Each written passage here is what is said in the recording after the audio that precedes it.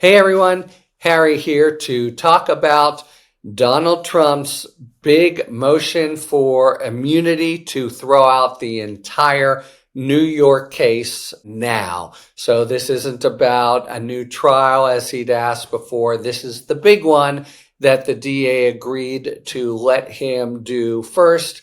The DA then will reply in a week on the 9th, and then it will fall to Mayor Chun to decide what to do. I think it's fair to call the brief here scattershot. It really tries to throw everything against the wall that it can. Maybe that's an indication that Trump intends to, and that would stand to reason, take this on appeal, because you can't bring up an issue on appeal that wasn't initially brought to the attention of the district court. So what you have here is first a complete recitation of everything they think was wrong with the case in the first place that they've talked about again and again.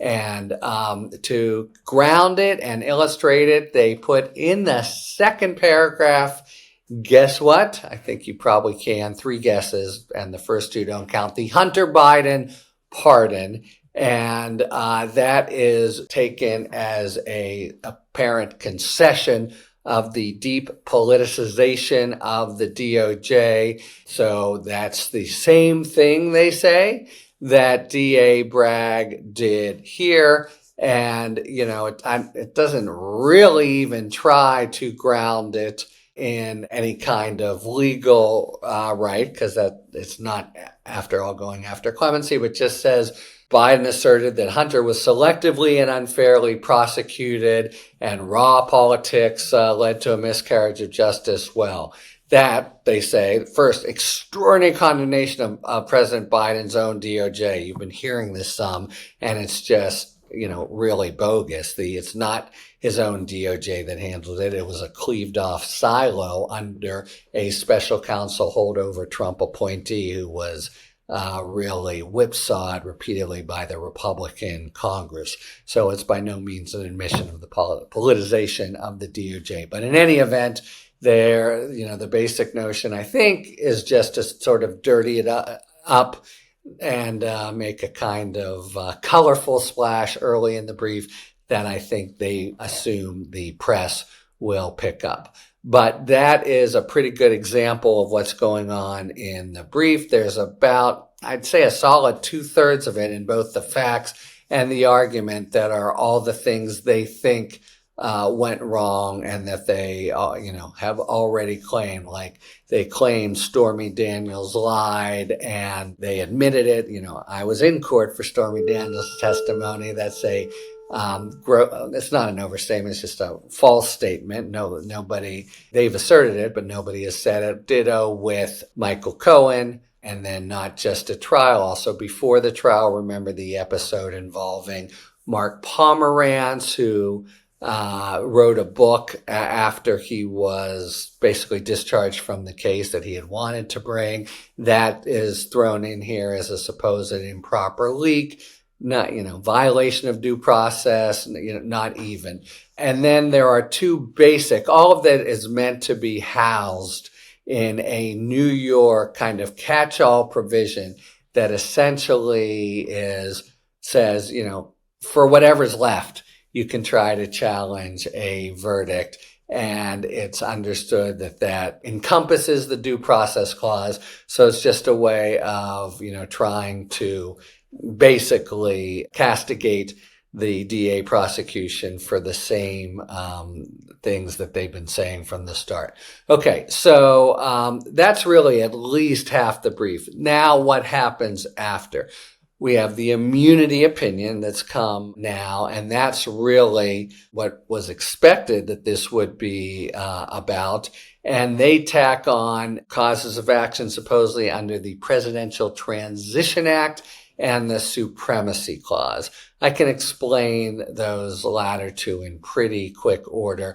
Presidential Transition Act basically says, you have to let transition proceed, you can't interfere with it, etc. So they're trying to piggyback an immunity principle onto the Presidential Transition Act and have it be a freestanding basis for throwing things out. It's the immunity opinion is all about the problems with charging a president for things the president did, official conduct during the presidency. So this is a way of trying to extend it, and both say you can't go after some of this conduct, but more to the point, try to say right now, because we are in the transition period under the Presidential Transition Act, you've got to dismiss it.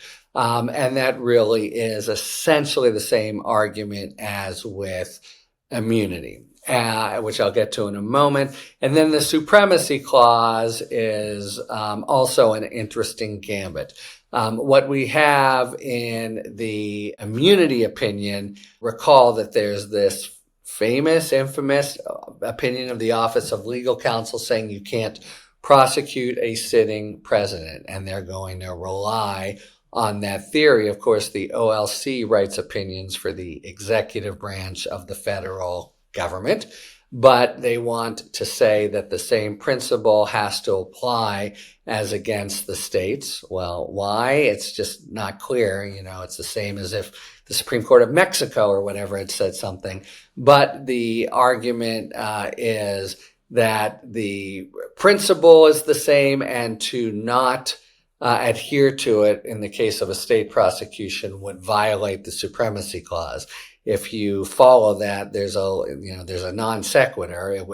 It would violate the Supremacy Clause only if there is a state, proposition of law that runs afoul of the Supremacy Clause, and there is no. They're trying to use it to create the proposition of law that just doesn't exist. So that, again, I don't think will be very strong, but maybe they're hoping that Justice Thomas or Justice Alito or Justice Gorsuch will pick up on especially the Transition Act argument, because they're going to want to say now, they're going to want to appeal this all before January 20th and have it shut down, and they need something more than the immunity for a sitting president. Nevertheless, we now go to the immunity for a sitting president.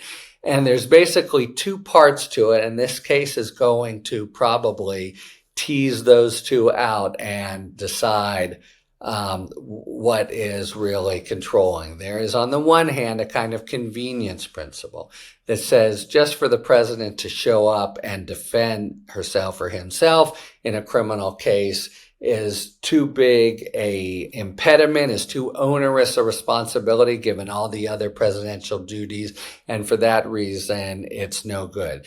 The problem there is that we know that presidents can be made to participate in, answer for civil suits, and the argument that the Supreme Court adopted unanimously there had to do with the relative minor kind of responsibility that a civil suit defended by another lawyer, maybe you show up for a deposition, entails. So if you're thinking strictly of a convenience principle, he's gone through everything in the trial. It's all done but pronouncement of sentence, and that really shouldn't count. You could, on the other hand, you could say, well, we were talking categorically, so any part of showing up is onerous, but that's hard to square with the well-known and unanimous holding in the civil setting that a president can be made to have to submit.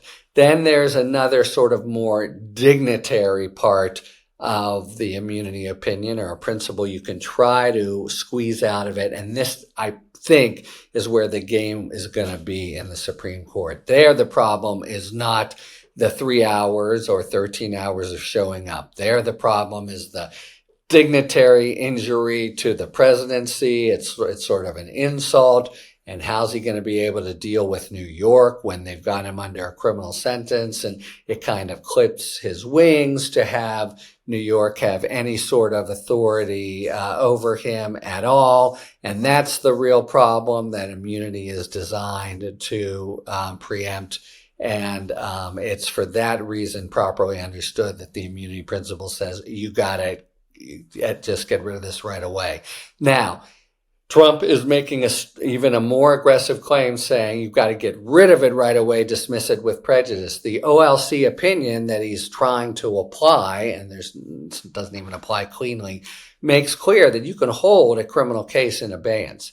And in fact, it really even provides an argument for having the statute of limitations be extended. And I think that Jack Smith looked at that really carefully, as did his team, before making the move he did last week to dismiss without prejudice so you could do it again. Now, that would be a result that the Trump's lawyers, who, by the way, are going to serve in the Department of Justice, Emile Beauvais, Todd Blanche, are trying very hard to avoid, just having that theoretical possibility over Trump's head, like a sword of Damocles, as the lawyers might say. They really want to be able to scrub that out. But the OLC opinion, which they try to rely so fully on, and which doesn't even by its own terms fit there, permits a case to be held in abeyance. So that final result, to really have a home run here, they need